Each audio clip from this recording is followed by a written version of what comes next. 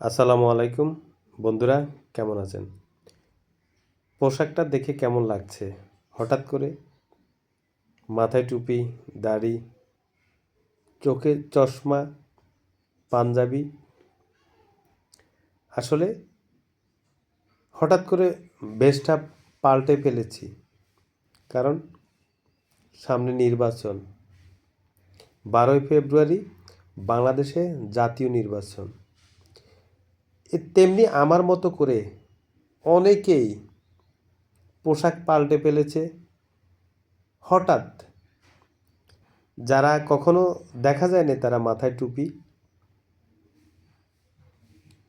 পাঞ্জাবি, যারা নামাজ পড়তোই না হয়তো বা, তারা হুটহাট করে হঠাৎ হঠাৎ পরিবর্তন, ঠিক আমার মতো।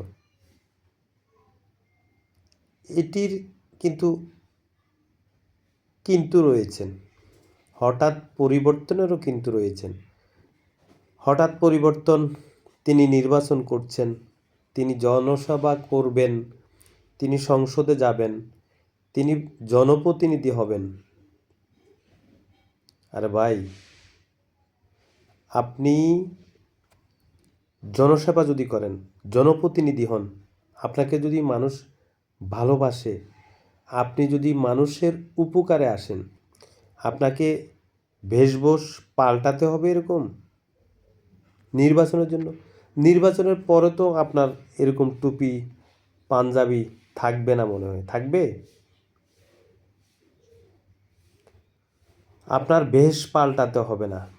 আপনি দেশের মানুষের সেবা করতে হলে আপনি আপনাকে পাল্টান, আপনার নিজেকে পাল্টান, মানুষের পাশে এসে দাঁড়ান, মানুষের সেবা করুন, মানুষের বন্ধু হন। আপনাকে পোশাক পাল্টাতে হবে না, মানুষই আপনাকে খুঁজে নেবে। যখন আপনি মানুষের কাজ করতে করতে মানুষের হৃদয়ে স্থান পাবেন, তখন মানুষ আপনাকে খুঁজে নেবে।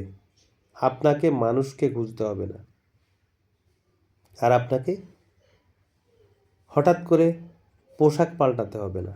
তো আমাদের দেশের কিছু রাজনীতি ব্যক্তি আমরা দেখছি, ঠিক আমার মতো করে এরকম পোশাক পাল্টে ফেলেছে। তাদের উদ্দেশ্যে আমার কথাগুলো বলা। পোশাক পাল্টাতে হবে না, আপনার নিজেকে পাল্টান, নিজেকে বদলান। তখন দেশ ও জাতি বদলে যাবে, সমাজ বদলে যাবে। আপনি কিছু করতে হলে মানুষের জন্য, জনসেবা করতে হলে, জনপ্রতিনিধিত্ব করতে হলে আপনাকে ভোটের 2 মাস আগে, 3 মাস আগে পোশাক পাল্টাতে হবে না। সত্যি বলছি আমি কথাগুলো। আপনি নিজেকে বদলান, মানুষের জন্য কাজ করুন, মানুষ আপনাকে খুঁজে নেবে। আপনি হয়ে যাবেন দেশের 1 নাম্বার নেতৃত্ব দানকারী নেতা।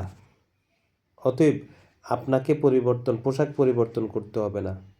ধন্যবাদ। ভালো থাকবেন, সুস্থ থাকবেন। তবে আমার কথাতে যদি কারো মনে আঘাত লেগে থাকে, আমার কিছুই করার ছিল না। আমি সত্য কথা উপস্থাপন করতে চেষ্টা করলাম মাত্র।